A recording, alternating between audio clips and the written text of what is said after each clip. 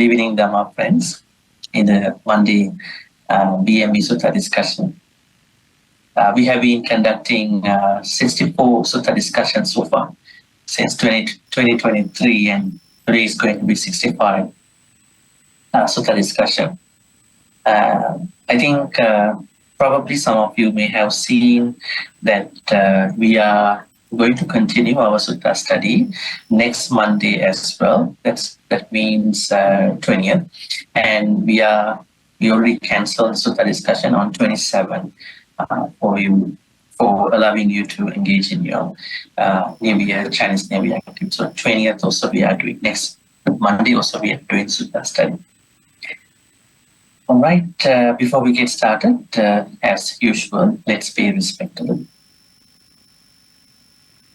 Sadhu, sadhu, sadhu.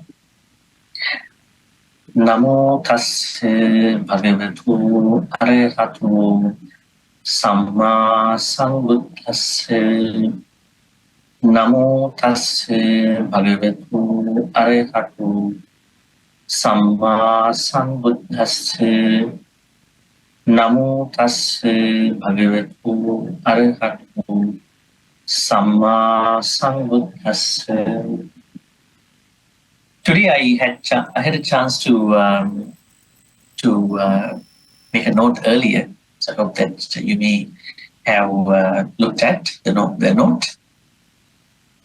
And we are going to discuss the most important concept in Buddhist teachings.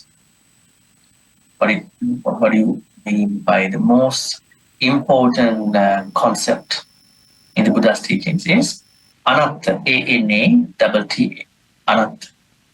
Interesting thing here, on the other hand, is that the Buddha mentions that this is the second thing to think about, contemplate, reflect. If you want to heal yourself, if you are somebody who is trying to heal yourself from physical, mental, emotional problems, this is the second important thing to learn, although this is the most important Dhamma concept to understand. Anattā Sanya.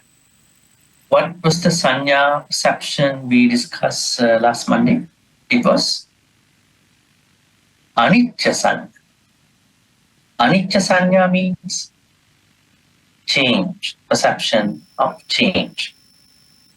Perception of change means being able to understand we are changing, things are changing, all the phenomena are changing. At the same time, more or less, to a certain degree, we are able to change us, change events, change phenomena. So there are two things to understand. I think you may have seen that in the note as well. Normally people don't talk about it. People only say things are changing, you have to adapt. You must adhere to the change. They use a very bombastic word, impermanent. Oh, yeah. So we are driven by this understanding. Yes, it's a part of this concept. You cannot say it is not. It's a part of it. But it's not the whole thing. So when we say anicca, it means changing and changeable. These two aspects of everything should be included. As much as you understand this anicca, changing and changeable nature of everything in our life, in other people's life, then the most immediate thing to bring that understanding is the second sanya, the second perception. The second perception is Anattā Sanya. Okay. Now let's take a look at the sutta first, sutta text.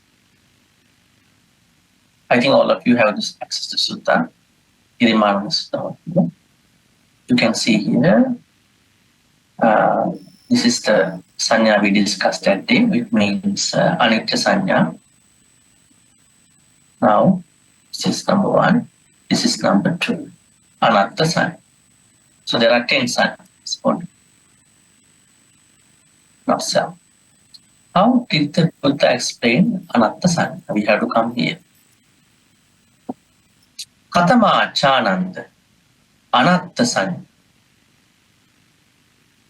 Idhananda Bhikkhu Aranyakatuva Rukkhamulagatuva Sunyagaragatuva Iti Pati Sanchikkati. Please pay attention to these verbs very carefully because these are very important to understand. Pati Sanchikkati.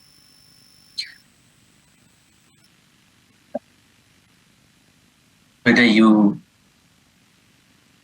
went to a forest, Aranyagato, whether you went and went to the foot of a tree, Rukkhamulagatuva, whether you are in a private place, Sunyagaragatuva, you can patisanchikati, reflect or contemplate this way. That is how you are practicing the perception of not self, anatta. Chakku anatta, rupa anatta, sotang anatta, saddha anatta, ghanang anatta, gandha anatta, jivha anatta, rasa anatta, kaya anatta, pottabba anatta, mano anatta, dhamma anatta. That means there are 12 things that are not self. Now, if individual, man, woman, animal, deva, brahma, ghost, they are nothing but the aggregate of 5 aggregates. Then the Buddha says the nature of the 5 aggregates are developing certain sense faculties. Now, if you are carrying your 5 aggregates, you must maintain your sense faculties. So the Buddha says it is not that Janak does not exist. It is not that Peter does not exist. It is that whatever the 5 aggregates body, which has eyes, and then the sight, and then ears, and then the sound, and then the nose, smell, tongue, taste, body, touch, mind, and thought. These are the ones that are not self. Not Peter does not take, not and does not exist. We will misunderstand it. It is very exclusive to the 5 aggregates, and then 5 and the sense faculties that have been arisen as a part of this 5 aggregates. That's why he pointed out the sense faculty and object, sense faculty and object, sense faculty and object. They are the ones that cannot be taken as self. Okay. Let's go and take a look over here. For those who are new to these kind of Pali words, let me explain to you. Chakku means eyes. Rupa means sight. Now, eyes need sights. Chakku and Rupa. What will happen if we, if our eyes don't see things and people for a couple of days? Even we understand watching a TV or telephone, what do you call, cell phone, social media for a couple of days, even without looking outside, looking away, may definitely pressurize our eyes. So eyes would like to see different things. The nature of eyes is would like to see different things, especially greenery is something that eyes would like to see all the time. But normally, what people are doing the whole night is, in the darkness, they are checking their phones, even without turning the light on. They are trying to get a small knowledge, but trying to destroy the whole eyesight. that this is something that we understand. Because there are too many information to process, right? Most information are unnecessary information. If you properly look at what you are looking at, one video by other video, swipe right, swipe to the right, swipe to the left, swipe to the top, swipe to the bottom. Sometimes you have no choice to do anything, right? Even the social media, internet apps, they also know what you are doing. They are tracking you. And once you watch one video, next day you go to that particular video streaming site, they will send you a bunch of videos that are similar to what you watch. You see, how come? I watched one video, right? How to make certain food, but 30, 40 videos are coming up. They track you. They've been tracked. You've been tracked, and they are saying auto suggestions, right? So the thing is that now we cannot blame anything. We cannot blame anybody. We cannot blame the development. But eyes cannot be pressurized, even on the good side or the bad side. Eyes need to see things. That's why the Buddha said, when it comes to Anattā, what you need to understand is you cannot block the eyesight. Don't block it. Then blind people can go to Nibbana faster than you. They cannot see anything, right? So you are just letting your eyes to experience the eyesight in a good way, in a moderate, good way. But the problem is when people are using their eyes and when they are using their eyes to see the eyesight, what you call the sight, then what will happen over time? They will be, they don't feel that it is just the eyesight. They always carry a certain thinking that it is my sight. It is something that I call myself, that this is my sight, this is me, this is myself. So you may not be able to separate out the sight from you. Sight becomes your eyesight. That is why the Buddha said, Chakra should be understood as not self. Your eyes are your eyes. And you might say, if my eyes are not my eyes, then who is going to go through the cataract operation? Right? If I don't belong, if my eyes are not belonging to me, who is going through the cataract operation? Who is going through the other medical things? Who is putting eye drops into the eyes? It's your eyes. But the thing is, if you don't properly understand the nature of eyes from a Dhamma perspective, you will most probably think that they are unchanging. This is me, this is myself, they are unchanging. Yes, you carry it as part of five aggregates, but they are not yours. Then, if they are yours, then you must carry them to the next life. Are you carrying your eyes to the next life? Then you should not get any eye problem. Why? They are mine. Who would like to get eye problem? Who would like to go through eye operations? Nobody would like, but they have to. But they will. Why? If they are mine, if they are yours, then nobody wants to go through these medical things. Nobody would like to have eyes getting old, age. But things are happening. That is one moment that we understand, no, even I carry my body. This body is subject to the anicca and anattā. Then we understand it. Think about the first moment in your life, you see the first gray hair in whatever your decades. See the first gray hair, the first wrinkle, and you may not be able to get rid of. How did you embrace that moment?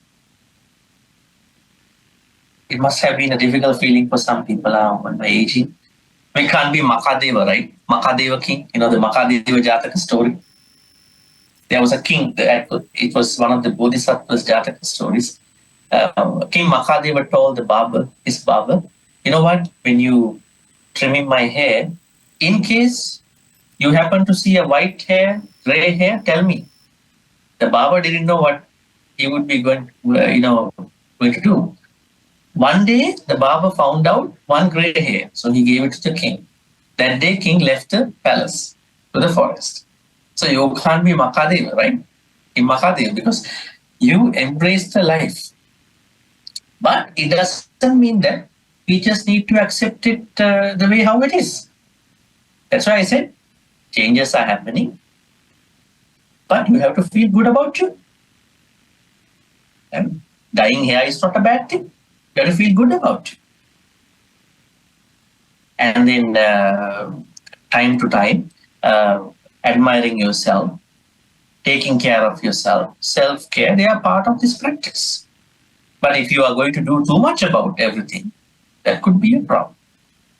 So anyways, here the Buddha says, in order for us to understand Anattā, the first thing is to do is that understanding these eyes are not self, they are not yourself in an unchangeable way. Yes, they are your eyes to a certain extent, but in the long run, they are not yours, because if they are yours, they shouldn't be changed. This should not be taken in a negative way, because we have to take care of our eyes. How to take care of eyes? We know that lots of medical advices are there. How to use our eyes, what food to be eaten, healthy advices for taking care of the eyes, lots of things. Right? And then even your sugar intake can go to affect your eyes. Things like glaucoma, right? Finally, diabetes can go to a level of trouble in your eyesight, right? So that means in order for us to take care of our eyes, there are lots of things to do. So while we are doing those things by understanding, yes, I have to take care of my eyes, not because I have to live 200 years, but because eyesight is very important for me to learn some Dharma, to learn this life, learn this phenomena. That is why we are taking care of it. But at the same time, we understand there may be moments in our life, time to time, that things are happening. We cannot change them. Rather accepting them in a positive way, you are trying to work with it. So Chakra, eyes are not yourself at a certain level, but to a certain extent, they are your eyes. And then Rupa means sights, forms, whatever we see. They are also not ours in the long run. If the sights, forms are ours, then people that we really like to see should not go away from us. But they will also have to die one day. Right? People are leaving us. Things are leaving us. The world that we were brought up is not the world that we are living now. It might not be the world that will be coming in the next 20, 30 years. Right? So things are changing, coming, going, changing, right? So that means, although we try to keep the personal world, global world, societal world in the way how we want, but they are also changing. They are also not ourselves at a certain point. Understanding what can we keep within us, into us, and what we cannot keep us in the long run is saying that your eyes are not self, and then the objects of the eyes or sights are not yourself. That is how we understand these two. Chakra, Rupana. Then we are going to the second sense faculty. Second sense faculty is ears. Ears means your ears. Ears are not yourselves. Right? And then the objects of the ears, which means sounds, are not also ourselves. Why did the Buddha actually point out these sense faculties into understanding Anattā? Because our rigid ideas about self, they are rooted in these sense faculties. Now think about you are listening to a song and somebody is coming and stopping, maybe changing the channel. Right? This happens. Huh? There's one TV in the house. Everybody is trying to watch that TV program. Right? Then we are sort of rigidly rooted, hardwired into our whatever the sounds that we want to hear. Right? So that means our self thoughts, primarily they are based on these sense faculties. So if we understand them this way, we can accept more and more. We can embrace changes more and more. Who cares? If you want to change, you change into your programs. I'm okay with that. Right? If you want to go to a different song, you can go for it. But what if someone, no, you cannot do that. I've been listening to this program. I've been watching it. You can't do that. So that means our rigid self thoughts are primarily rooted with things that we see, sounds we hear. You can just think about how this works in your life personally. And then the third thing is, as you can see here, Chakku, Sota, Ghana. Ghana means nose and then smell. Let me show you again the text here. We talk about Chakku and Rupa, then Sota, ears and sound. Now Ghana. Ghana means nose, and then Gandha means smell. How effective is the experience of the nose?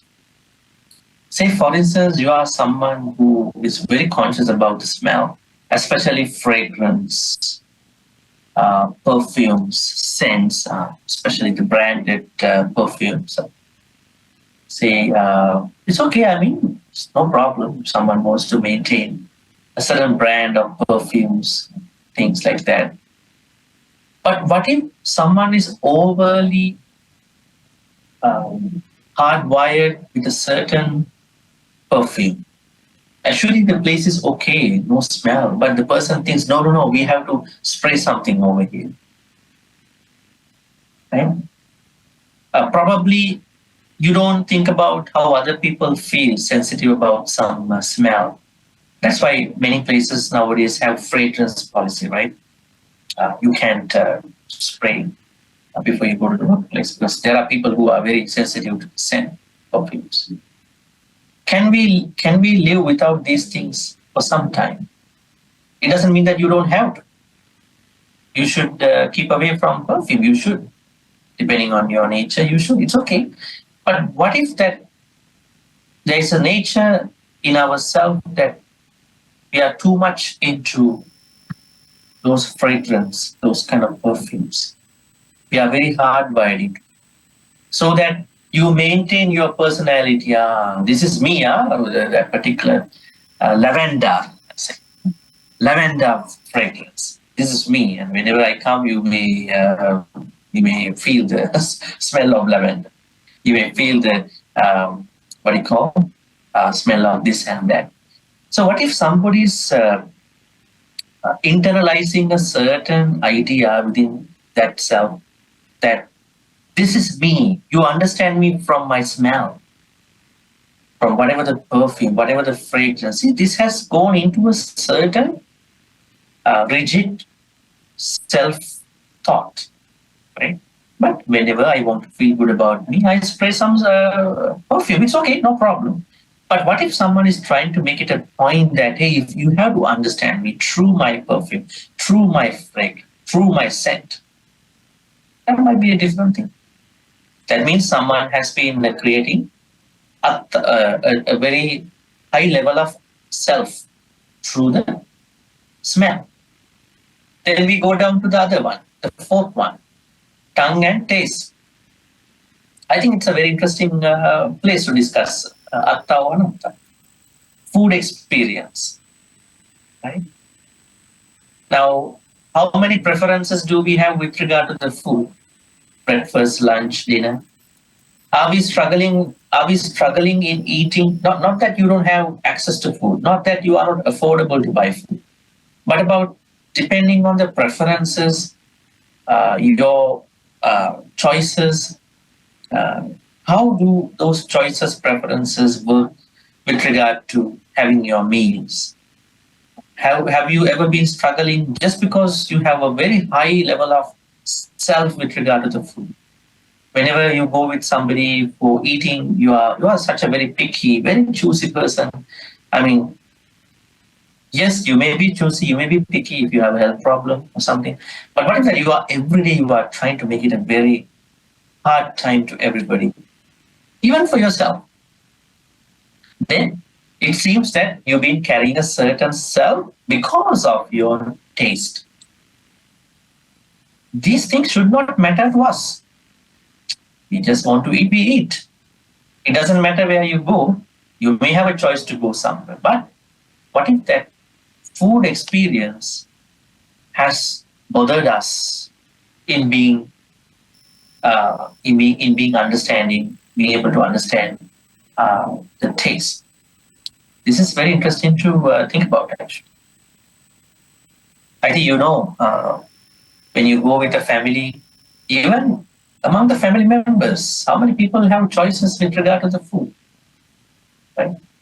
It's okay to accommodate as many people as we can, but sometimes this could be a very difficult, challenging experience for the one who is trying to feed everybody. Right? It's because some of them may have been carrying very hard-wired, too rigid understanding about their food experience. So that's why the Buddha said, when you do that, taste has changed you as a self. Taste shouldn't have chained us, enshackled us. Because the moment that the food chain us into the experience, then we are enshackled. We are bounded by something that is not necessary. That's why people cannot practice Anattā at that point, because they have been chained by the food experience. I think I don't have experience. Say more things about this food experience. You may have gone through lots of experience.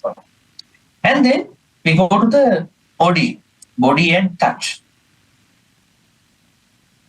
How challenging is body and touch experience to somebody? Especially, it's not just because of the comfort. Think about the pillow that you are sleeping every day, right? Think about your bed, the comfort that you're sleeping every day. Think about this sofa, the love seat, or whatever section in your house. What if that you miss it for a day, for some time? You may have to go to a hotel. You may not have access to this kind of comfortable bed or chair or those kind of things. Can you survive? It's something to think about. Right? So we know there are people who have health issues and back ache or those kind of problems. We are not talking about those people. They need assistance. They need those kind of things. But what if that there's someone who is very hardwired into his or her bed and the pillow and their experience, and then the person is creating a self through the bed experience, through the pillow experience, through the whole experience of the touch, right? So that means through the touch, with regard to the body, people are creating a very rigid self. But please don't get misunderstood. What I'm trying to say is that there are normal experiences. I mean, you have to see beautiful things, you have to hear beautiful sounds, and you have to, normally you have to have a good smell in your environment, in your place, and then you may have to eat good food. There's no problem with regard to it. What I'm talking is an excessive, obsessive experience with regard to the senses. Why those kind of obsessions, infatuations, extreme thoughts are happening? Because you are developing a very rigid self mentality. That is where you are not able to see Anattā. Okay. Finally, mind and thoughts. How we explain them as Mano, see over here, Kaya, Pottabba, Mano Anattā. Our mind is not self, and Dhamma means thoughts. So, mind and thoughts. Are we taking like this? Think about if you happen to talk to somebody about politics. How many things are coming out of different people, and finally, this could be a very big argument also at a certain point, right? Global problems, politics, and family problems, right? Why is it?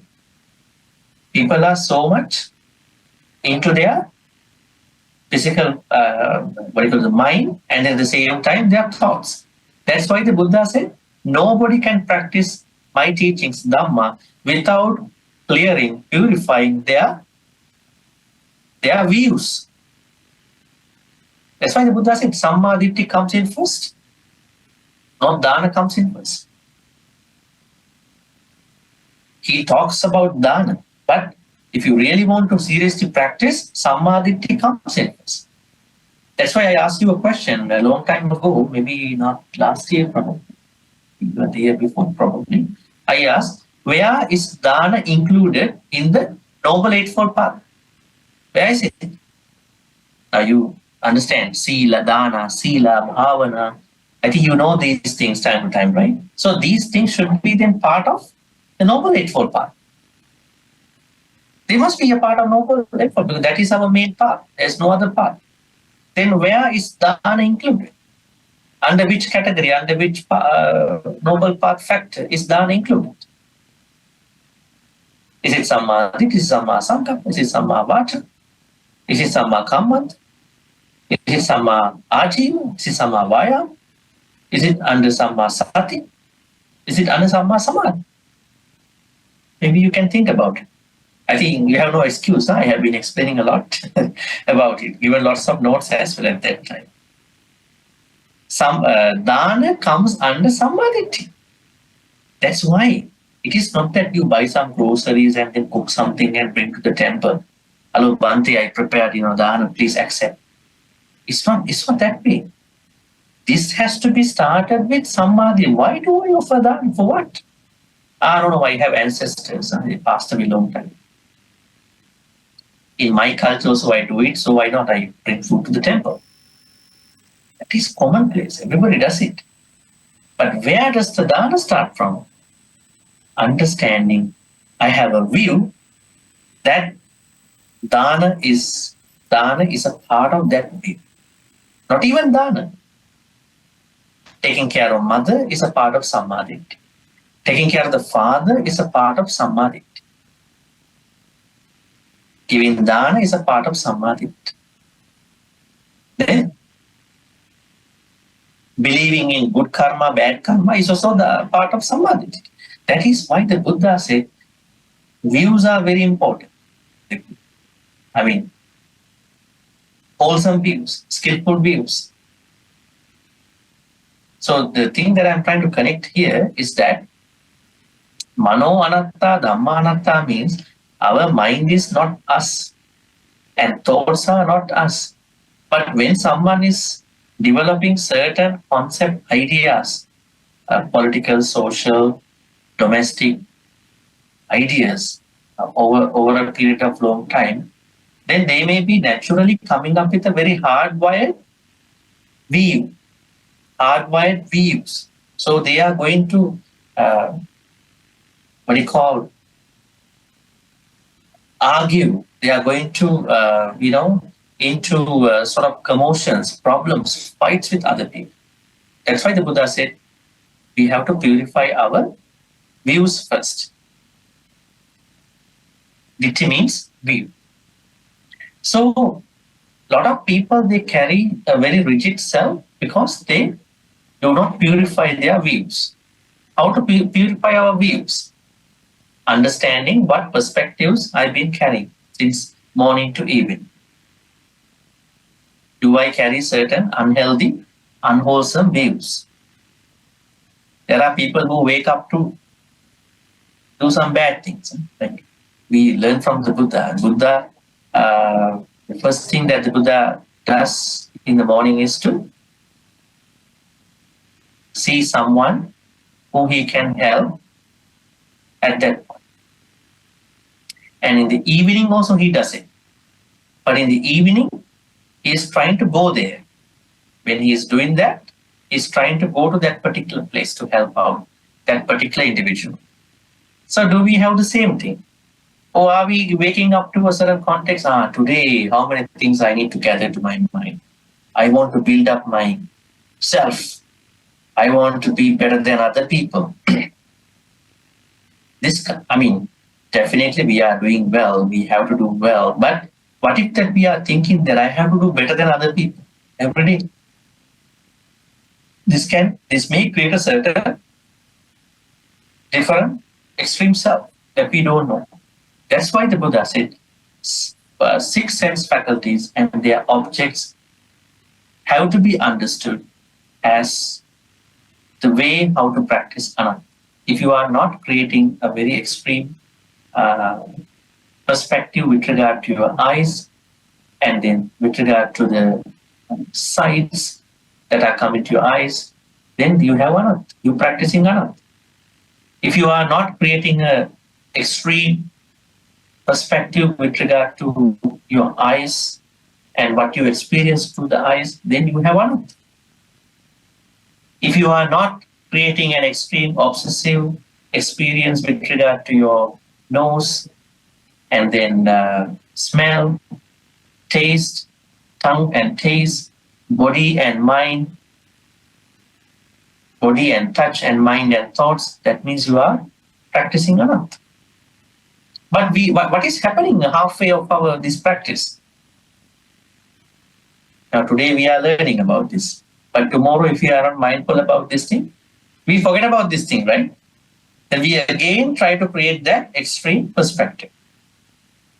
That's why anatta is something that we have to monitor. We have to track it. Otherwise, we are learning anatta. At the end of how we process anatta will be atta. Right? So we have to monitor it closely. Okay. Now here in the text, you can see understanding how my eyes and the sights, how my ears and the sounds, how my nose and the smell, how my tongue and the taste, how my body and the touch, how my mind and the thoughts work. Is it working extremely? Is it working in a moderate way? That understanding will help you to ajjattika bahiresu ayatanesu anattanupassivir ajjattika bahiresu. Now, the Buddha says these are ayatanas. Ayatana means centers. You are looking at a lot of centers out there, right? Religious centers, social centers, right? Factories, a lot of centers are there. But the biggest centers in our life are happening within our life. They are called these senses. So there are 6 internal centers. What are they? Eyes, ears, nose, tongue, body, mind. They are the biggest, largest centers. Why other centers can be demolished, can go bankrupt as well. When things are not happening well, they can be demolished too. What about these 6 internal centers? Are they going to stop anytime? No, they aren't going to stop anytime. They are happening in a good way or bad way till we die. So how to practice anatta? It is by understanding 6 internal centers and then 6 external centers. Now let's go to the note that I made here today. Anatta Sanya. Why Anatta Sanya? Anatta Sanya, or the perception of not self, is the second step toward healing in the Girimananda Sutta. we understand why the Buddha gave this as a second perception. It is because when we understand our 6 internal centers and then 6 external centers, that will help us becoming very true to us at the same time without creating an unnecessary self. The term Anattā is often translated as non-self or no self. But these translations can be limiting and misleading. Okay, that's a very interesting point. Now, if you get to find a Dhamma book about Anattā, lots of translations normally go as no self or non-self. So this is a misunderstanding. Why is it? How did certain people translate this to be no self or non-self? They took it literally. There is no Atta, there is Anattā. Then it should be something called there is self, then self should not exist. But the Buddha's idea is not that. What the Buddha says in this concept is that it is not that there is no self. It is that you cannot take it as self. When you say you cannot take it as self, there is self, but you cannot take it at a certain level. But this has not been clearly given in many Dhamma books. That's why we have to study Anattā very clearly. Now, one very good example for this issue and how I bring this to you is that in the Dhammapada, one of the books in the Buddha Nikaya, we normally call it, this is the handbook of Buddhists. Buddha clearly talks about self in one whole chapter. If there is no self, if there is not self, why did the Buddha want to talk about self? Why is it? Let's go and check it out, what he talks about self. Then we will understand this misconception. I'm going to click on this here. Maybe I can read this part and then go here. What the Buddha means by Anattā is that while there is no unchanging self, we know that there is self, but it is changing all the time. We understand that. It is changing all the time. But keep in mind that self is changing. Right? Now, when you say you have a son or daughter, you always go back to the small time. You are like teenager, but I still remember how you were grown up in my house. Then you are an adult now, almost like 30s, 35. You still think, no, this is my son, my daughter. You are not taking that person as a completely different one. Yes, there are changes, but still that person. So then this is a good example to think about, that the person exists in a different way. It's like someone was thinking in a Grand Prix racing game, the cars are going very fast. I cannot even take a picture. But one day, the person took a picture of a racing car in a Grand Prix. And then later on, he tried to see the photo. Yes, car is in the photo.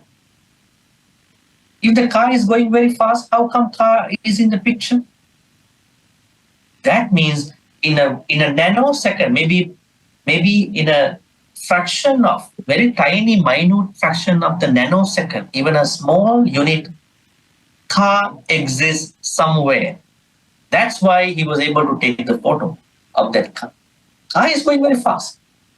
For us, it's fast. But within the time, even in a minute fraction of the time, car is somewhere in the time. So that means we may see that self, but self exists, but you cannot take it as unchanged. But we do have to understand. That is what we call as Anattā, not self. Let's take a look at more information here after that. A self does exist in a certain context, but it's always changing. So it has to be part of anicca. Condition to anicca, self exists, being changed. This self should not be viewed as fixed or unchanged. And this is the problem. This is what is happening to many people. Whenever they understand self, they may take it as unchanging, is fixed, right? And then instead, it exists with certain conditions that are constantly in flux. Even the idea of self is also changed. Now, we are not the people who sat down here at 8 o'clock, right? Are you? Are you the people who sat down here at this place 8 o'clock, 54 minutes ago? No, you are not. Your panchakanda are changing all the time. But no, you might say at the end of this one, no, today I went to the Maha Vihara for the Sutta discussion. In a Dhamma perspective, changing me, constantly changing me, went to Maha Vihara for the Sutta discussion. Now, the moment I am talking about myself is another changing moment within me. Otherwise, how come people getting old? How come people are aging? How come people are growing? So we have to understand that ever growing, ever changing nature in a positive way. Normally when people talk about anicca, they talk in a very negative way. You know, life is transient, changing, what to do, just embrace everything. Yes, we are embracing. We have to embrace. But why are you only talking about to embrace bad things in life? You talk to everybody. Embrace good things also. Embrace the positive things also in life. Otherwise, we are overlooking one big area of the change. Right? Who is saying, as we said last Monday, my promotion was a change in my life? It is anicca. And the loved ones, somebody in my family never complimented me for 10 years, but suddenly my husband, my wife, my whoever complimented me. It's a big change. Never happened. All these are changes. Why don't we embrace good changes? So that's why we have to understand anicca and then anattā in a very more positive context, not in a very gloomy, dark, messed up context. Right? We have to look at it from a very positive background. Buddhists are very positive people. They can't be like very laid back people. That's why I'm saying that when we talk about anicca and anattā, we have to look at them from a more positive way. But understand, changes are happening. And now we come down to that section. The self exists within a changing context. But when you read something like this, you normally hear self exists. This part is not there. But we say, no, the self exists within a changing context. But it's not permanent or unchanged. It's changing all the time. The Buddha extensively discusses the ever-changing nature of the self in the Dhammapada. I encourage you to explore the chapter on self, the Dhammapada, for a deeper understanding of this concept. Let's go and check it out. I ordered the Sutta Central here. All right. Oh, Aktavak. We have to look at some of the stanzas here. Let's go to the Burmese text here. See, I think most of you might not understand Pali. Let me go to the English at that point. Lots of translations. Take Sujato. Okay, the first stanza the Buddha is actually talking is, if you know yourself as beloved, you would look after it so well in one of the night's 3 watches as and what a wise person would remain alone.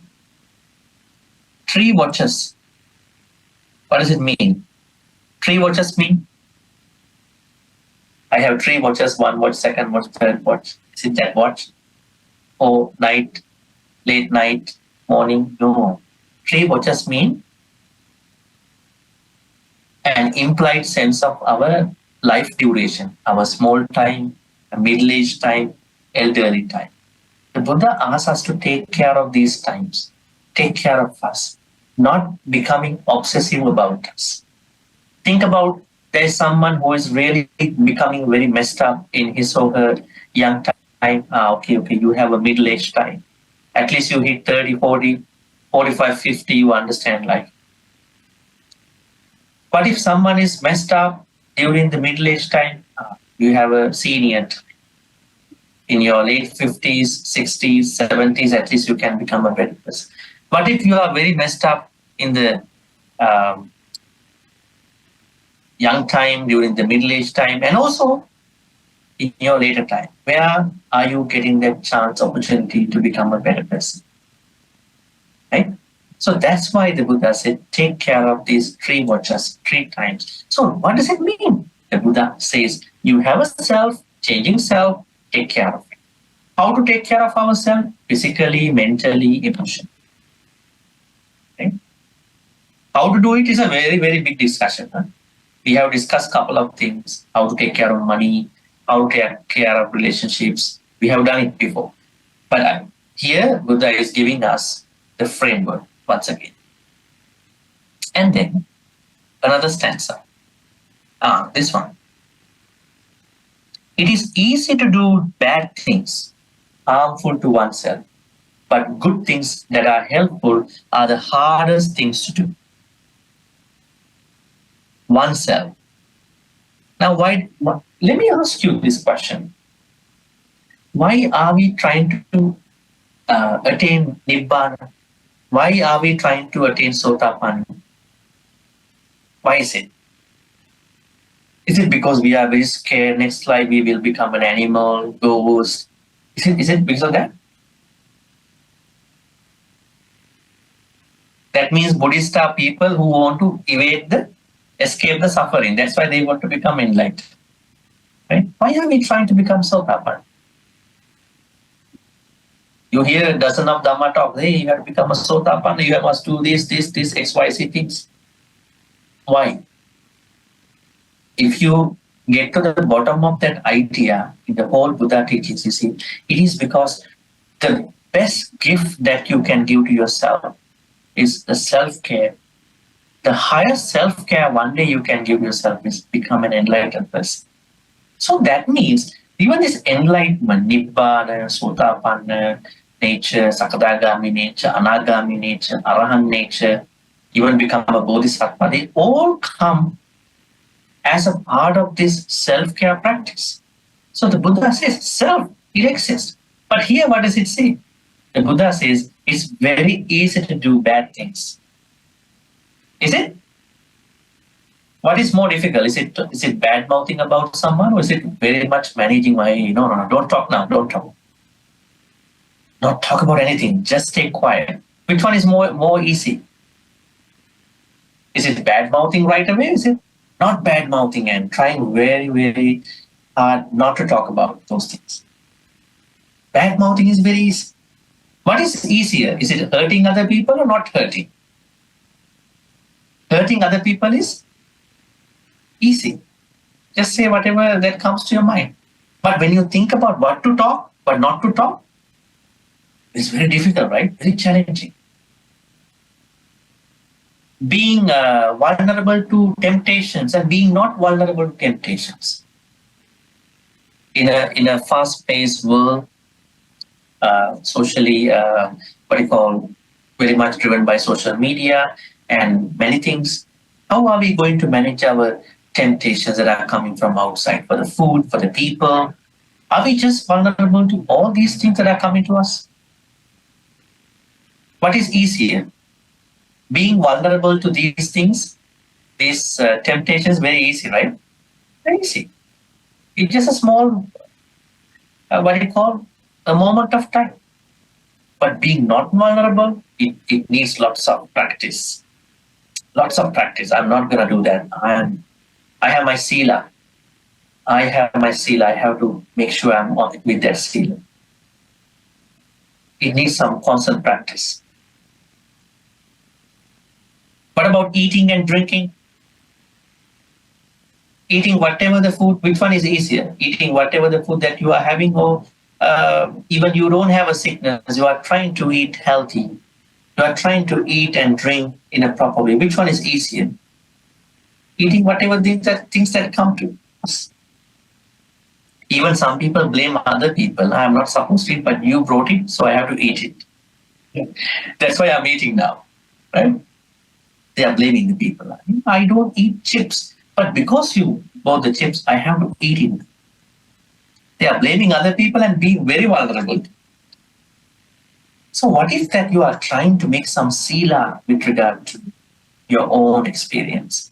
That's challenging. I'm not saying it's hard. It's challenging. That's why the Buddha said, if you really love yourself, then you have to understand good things are challenging, bad things are very easy. And Buddha talk about it with self. We will take another maybe one or two, and then we go back to our rest of the part. And then, okay, this is very interesting. Last stanza of this Attawa, the self. Let's see. Never neglect what is good for yourself for the sake of another, however great. Knowing well what is good for yourself, be intent upon your true goal. Be very careful. When Buddha says this idea, some people misunderstand that what the Buddha says is we have to be very selfish. It's only my enlightenment. I don't want to think about how other people go through their enlightenment. No, what it means is that whenever you are compassionate to other people, you need to also work on your own well-being. Some people, when they want to help other people, they don't take care of themselves. Right? Now, say for instance, you are someone, every day morning you are getting a call from somebody complaining about health, money, and everything. You getting this call every day. What will happen to you after 1 month? Is it not good to listen to someone who has problem? But what if that you are getting a complaining call every morning, couple of maybe 2-3 months? What will happen to your morning vibes, positivity? You think, no, the Buddha said you have to be compassionate, listen to other people. But something can happen to you. Because you also start your day with some negative thoughts. Why things are happening to these people? Someone just diagnosed with cancer, somebody passed away, someone was bankrupt. And you hear everything every morning.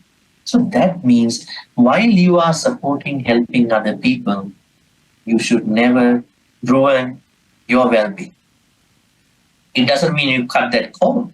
You have to find a way how to start your day with some inspiration. Right?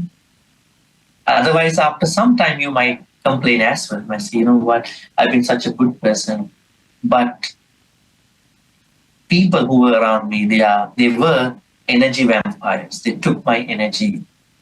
I wanted to help, but they took my energy. Now I cannot do a lot of things. So what we need to understand here is that throughout the chapter on self in the Dhammapada, Buddha asks us to think, you have a self, changing self, take care of. Then now I'm trying to bring you to that Anattā concept. If there is a self, we cannot translate non-self or no self. Because there is a self, we just change. That's why I brought you to the Attavaka. So please take your time to read these stanzas later. Now we are going back to the rest of the note. So we have to finish that too. Okay, so over here, how can the concept Anattā be better understood in daily life? I think this is very important because sometimes we talk about a lot of Dhamma things. We don't know how they apply to our daily life to make us happier. To understand Anattā, we need to recognize how the self exists and how it can change. That's what we are talking here. We should avoid clinging to the idea of an unchanging self, especially in personal, social, or global contexts. In the Girimananda Sutta, the Buddha explains how we can practice this understanding with regard to 12 internal, external centers. Anattā Sanya can be practiced by realizing that our 6 senses and their 6 objects are not the self, even though we may temporarily perceive them as such. Buddha never denies that they are ours to a certain extent. But what the Buddha denies is that they are not yours completely, fully. So we have to understand this balance, these two. So saying that they are ours perfectly or saying that they are not ours, they are two extreme ends. But telling that no, they are ours to a certain extent with changes, but they are not ours completely. Is the understanding of anatta here in your daily life. We will see how you can do it. And then, however, we should also recognize that the self is always changing in a good way or bad way. The benefit of understanding anatta, not self, is that we stop clinging to the idea of an unchanging self, allowing us to experience life more freely without forming rigid identity. Rigid identity is very. So the most important thing that you are benefiting from understanding and practicing anatta is it minimizes creating rigid personalities.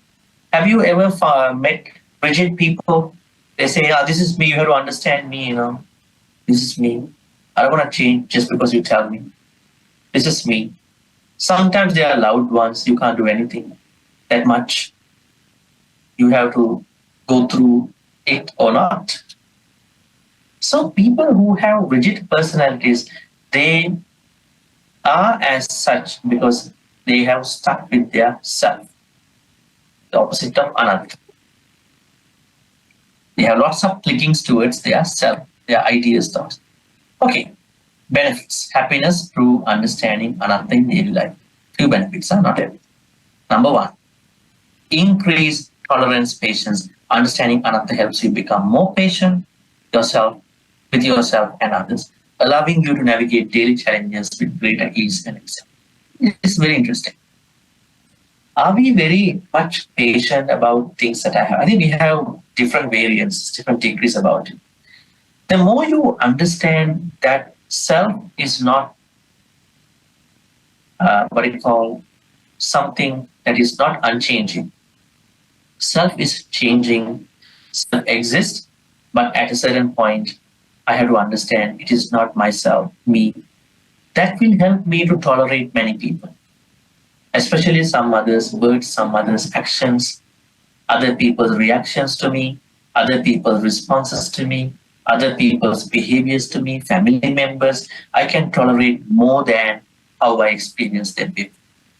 Why? Because I changed the way how I look at it. 10 years ago, I was very mad about it. But now, the more I understand Anattā, I understand these 12 centers have to be understood that they are not I, me, myself. I can manage to a certain extent, but I cannot manage them fully. Then I become a more accepting person in my family, in my life, at my work, everywhere. That is what we want. That's number one. Number two, less complaining, more appreciation. As you internalize the concept of anatta, not self, you find yourself complaining less, embracing a deeper understanding of life, people around you. So the more you understand yourself, that means you are lowering your complaints and you start to appreciate. And then gratitude and compassion. You are grateful, something similar, and you are going to be more compassionate by not destroying, ruining your own self-care. Letting go of negativity. This is very interesting. With an understanding of not self, anatta, negative experiences lose their grip on you more easily. You develop a shorter memory of past grievances and are able to move on with a lighter. Normally, we have a very good memory about the negative things, stuff. Normally, people are going through neuro problems, they have short memory. I think about some. What are the things that we should include in our short memory?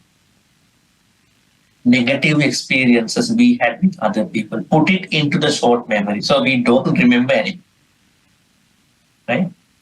And then we have to move on nicely. So when you understand 12 centers with regard to Anattā, you can do it.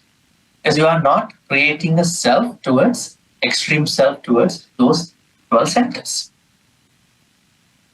Otherwise, what's happening is that our past experiences hold us back. It will never release us to go to our own well-being. That's going to be a big issue. So it helps us to put them into a short memory so we don't have to remember them again. Because we understand. You classify them differently. At that point, you are graciously moving on. And then another benefit is that a shift in generosity. Anattā is a key to understanding other Buddhist principles. That means we know a lot of Buddhist principles, right? What are they? Metta, Karuna, Mudita, Upekkha, Dana, Sila, Bhavana. How many things we know that we've been practicing in different ways? The Buddha says, if you know Anattā, you can practice all the other Buddhist concept principles much better. Now I give you one good example. I think we read this part and then we can talk about it. When practicing dana, this is called dana, generosity, you will no longer do so for the sake of a fixed self or future rewards, but will engage in acts of kindness, the spirit of wholesome kusala, rather than seeking personal gain. Why do I say personal gain? How many people offer dana with regard to thinking that I should be reborn in a nice, wonderful Deva world? How many people connect their dana activities to a next life? Why is it happening? Because they don't know this Anattā concept. Actually, you don't have to think about next life because it is complementary. But what you are supposed to think while giving dana is that I don't have to foster a self at that point, but this is something that I have to drop myself. Dana means I have to drop it. I have to drop the dana item, drop myself in that dana. There's lots of good karmas I have. Next life, to be a deva is a very simple thing for you at that point. What if that you are giving dana to be reborn in a deva? What a very cheapening activity is that? You are cheapening your dana. That's why when you learn Anattā, you will do dana also well. You will do Bhavana meditation also very well. Right? It helps for multidisciplinary activities in the Dharma. Okay, so these are benefits. And then finally, before we go to the Q&A, I would like to ask you to read, if you have time, more time, some of the suttas, because we cannot understand Anattā only from Girimananda Sutta. But Girimananda Sutta gives us a very, concise, brief understanding about Anattā. Anattā means not self. Other suttas that specifically talk about Anattā is Anattā Lakkana Sutta. You can see it here. And in this sutta, Buddha uses 5 attributes to talk about Anattā. Now, in this sutta, Buddha talks about 12 centers to talk about not self. Same thing. Because 12 centers come from 5 attributes. Then, Kachayana Gota Sutta. In that sutta, Buddha talks about middle path, normally follow path. He explains that self, Atta, does not exist as an unchanging entity, and that a deeper understanding of this is the key to see the reality. Even Satipatthana Sutta. Now, when you practice Satipatthanas, you may go for a lot of retreats, things, meditate. What is the end result of a meditation? What should be the purpose of meditation? They say, Kayanupassana, meditation on the body. Why to practice meditation looking at your body? Because our hardwired thought about our life is the body. I have this body and that. So after you successfully practice Kayanupassana, you should be able to separate out this clinging towards the body. But what if that when you go back home, I practice meditation for 5 days, 6 days, you are thinking that I practice meditation. what should be happening is that when you practice meditation sometime very well, you cut the I part, you only see there was a meditation. Observation happens, there is no observer. Meditation happens, there is no meditator. What if that you going back home, I meditated, I am good. I am the one who practiced meditation. What is happening? Then is it Kayanupassana? I think you practice mindfulness based on the self at that point. So that's why even the Satipatthana Suttas talk about how to cut this I, me, myself mentality. Even you go to other Satipatthana, it's the same thing. People are very much clung to their feelings. So you cut them. Then you practice Vedananupassana. Chittanupassana, people are so much clung to their thoughts. They cut it. They cut the connection, deconstruct. Right?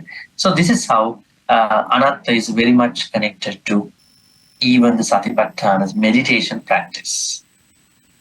And then finally, Brahmajala Sutta. This is a very interesting sutta, very complicated things that we see. We know that there are 62 views that were existing at the Buddha time, the pre-Buddhistic India. 62 views. They all are based on developing a self. Different monastics, ascetic people, they develop 62 views based on developing their self. Buddha said all these are part of either eternalism, self is eternal, or there is no self after this death, nihilism. The Buddha said eternalism and nihilism, they are two extremes in the Dhamma path. Middle path, noble eightfold path, is a perfect practice to do. There you are countering unnecessary levels of yourself. So that today what you learned was try to minimize developing a strong self. What you need to understand is the nature of the self. Self works very excessively, very obsessively with regard to 6 internal senses and 6 external centers. Understand there is no problem for you to feel good, admire yourself. You can see good things, you can hear good music sounds, you can smell good things, you can eat good food, whatever the food you like to eat, you can have good touch, and you can have your own thoughts. But the problem is, be very careful, monitor closely whether you are creating a certain clinging towards these centers. Is it happening secretly or behind the scene? If it is happening, that means you are creating a very extreme self. That means you are not practicing Anattā. Now, one very good example is Vishaka. Now, Vishaka was one of the very famous Daika at the Buddha's time, probably the main Daika. And she became a Sotapanna. She had no Sakkaya, but she even fell in love with the man. She was married. She had kids. She had almost 500 grandkids. So how does it work? For a Sotapanna to have 500 grandkids, how is it working? So what does it mean? That means taking care of oneself, being in the secular life as a normal woman, normal man, is no problem for this practice. But what is the problematic area is that if you are developing a clinging upadana to any of these things, upadana towards 6 senses, upadana to the external objects, upadana to your 5 aggregates, this is the big problem. Then we have to be careful. Otherwise, you can easily practice Anattā Sanya in your daily life. I'm not talking about attaining Nibbana. That will happen when you keep practicing. But you can incorporate not self-practice into your daily life. All right, that's the section of Suttasana. But now we will open for the Q&A. If you have a question, please come up to the front and then you can ask the question. Bhante, In another words, can I say use the word is like no permanent self? And just now you mentioned that on this external so-called object. So when I reflect on this object like food, can I say that whatever I intake, right? Because my body is always changing. Okay, thank you, Bhante. Yeah, you can say this. You can use the no permanent self, but the thing is that we have to include the healthy self as well. That's why I say we cannot say no self or non self. Let's use it as not self. Then people whoever understand grammatically, language wise, okay. Not self means that there is a certain point that you don't take it as self. That means self exists in a way, being changed all the time without being permanent. And at a certain point, with Dharma teachings, we understand we need to understand it is not really self. That's why I use not self. Otherwise, there are misunderstandings that can happen. But you can also think about if you want to tell yourself how to understand this, no permanent self. But then at the same time, the flip side is no permanent self means how to understand self, that which the Buddha talks about in the Attavagga Dhammapada. Buddha always asks us to take care of us, but be careful not to develop a certain clinging towards self. So that's the main important thing with regard to self and not self. I remember there was a discussion a long time ago when young adults ask questions and then how to become purposeful. You know, in Buddhism, even Buddha says we don't exist. We have no self. That's why it's very important to think that self exists being changed to a certain extent. At a certain point, we understand that it is not really self. Yes, please ask question. Good evening, Bhante. Good evening.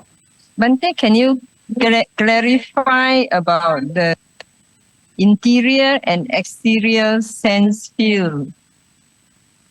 Is it mean the internal is our organ? Internal and exterior? external. Ajjatika. Let me show you here the text.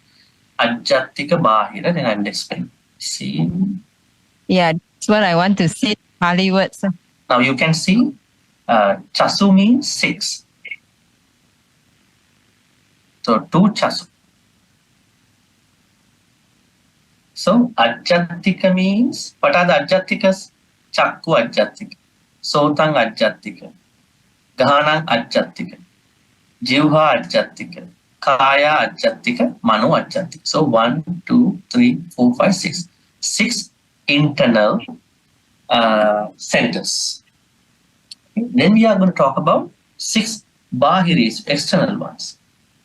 I put this way: Rupa is number 1, Saddha is external center number 2, then Gandha is number 3, Rasa is number 4, Pottappa is number 5, Dhamma is number. So these are the 6 bahira, means external centers. So then how does someone practice not self with regard to these 12? Iti imesu chasu ajjatika bahirisu ayatanesu anattā. So we have to think and we have to see that they are not self. Because normally someone is thinking, this is myself, right? These are my eyes, whatever I feel is myself.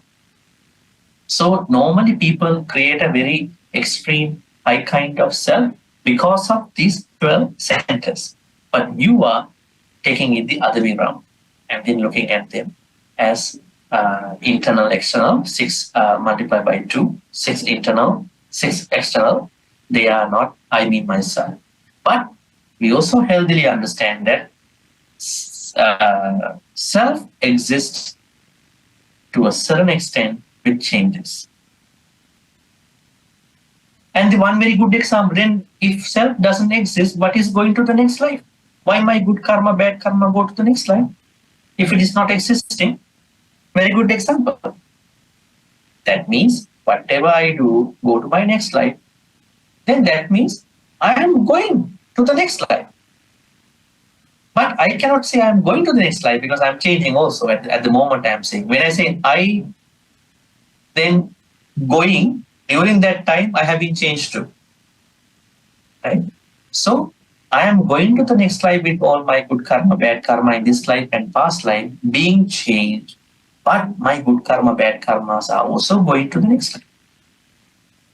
So that's why we cannot deny the presence of self in a changing way. All right, any other questions? We can take one more question if you have, otherwise we go. Looks like no other questions at this point.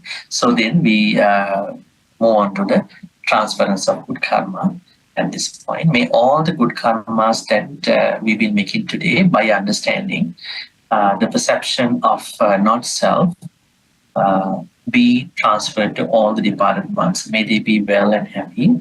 May they attain the supreme bliss of Nepal. Sadhu, sadhu, sadhu. Idammi nyati nang hotu. Sadhu, sadhu, sadhu. Wishing you a good night, safe journey back home. So we'll be seeing you next Monday at the same time. Thank you.